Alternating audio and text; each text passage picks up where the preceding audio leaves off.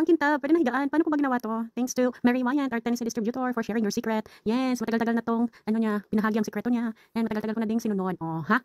Ano na? Naglinis masyado ang inyong tindera? Yes, kasi hindi to nakapaglinis. Nakapaglinis ng, yung kwan lang ba, ng hapyod-hapyod lang nalinis, hindi yung general cleaning talaga kasi nabisi tayo. May ano tayo dito, no? Oral, pati sa products, oral. Anyways, ang busy natin dito. Makintab pa naman yung floor. Pero, pag maalikabok na kasi dito sa garage, and then yung pambahay namin na sleepers kasi, inano din namin dito sa garage, and then papasok sa loob ng bahay, parang feel ko maalikabok din yung sa loob ng bahay. Tingnan nyo, grabe ako kano sa utak. Pero matagal-tagal na ako hindi ka nakapag general cleaning talaga. As in, mga 2 months ata.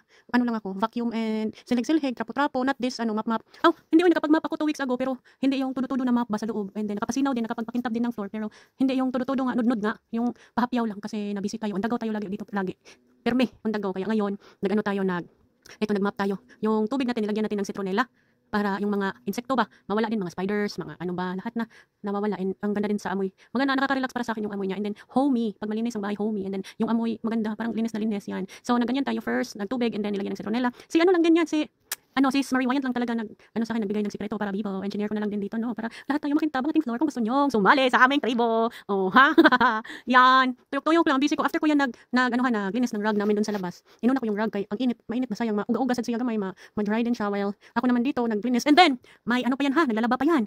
Multitasking, nakalinis ng rug. Tapos while nagtuyok-tuyok yung washing machine namin, and then may isa pa sa dryer, yung mga damit. At least nakapaglinis din tayo para perfect ang lahat. Pagkatapos ng isa, tapos na ang lahat.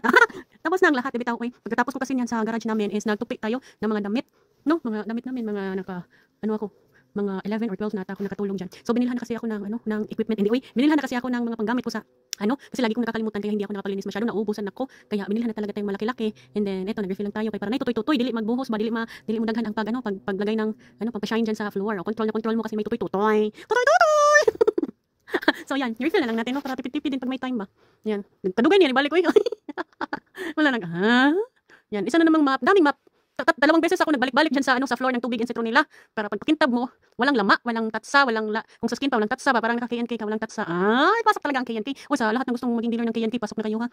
Unlock your area na dahil andito lang tayo sa US, and then meron din tayo dun sa Pilipinas, and kung saan ka man sa mundo, pwede kang pumasok sa KNK. Meron tayong skincare, cosmetics, juice, and pabango. O, nag-segue tayo. So dito, linis-linis din pag may time. Linis-linis. Hindi lang ang skin natin, ang self-love is never selfish, ang ating, sa self, pati din sa bahay, para relax na relax ang utak. Pag tayo, ay, may iniisip. Ganyan, para happy ang bahay, happy ang nagpuyo din sa bahay. Mahaba man tong voice over ko. Wala na akong masabi ba? Wala na akong masulti. Basta nudnod lang ako ng nudnod, no? Nudnod lang ng nudnod. Tapos na akong dyan. While nag-voice over ako dito, naglagay din ako ng Hoy set natin or Halo of Youth set. Gabi na dito, katatapos ko lang din maglinis sa loob ng bahay.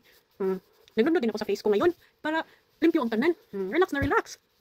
Yan. Nudnod lang siya dyan. Pero napansin nyo, yung nilagay natin yan, pag mag-dry na yan, ganda. And then, pag may dala kang mga basa-basa or nagtulo-tulo, hindi siya agad nag-sustain dahil meron siyang ganyan na quick shine yung tawag yan.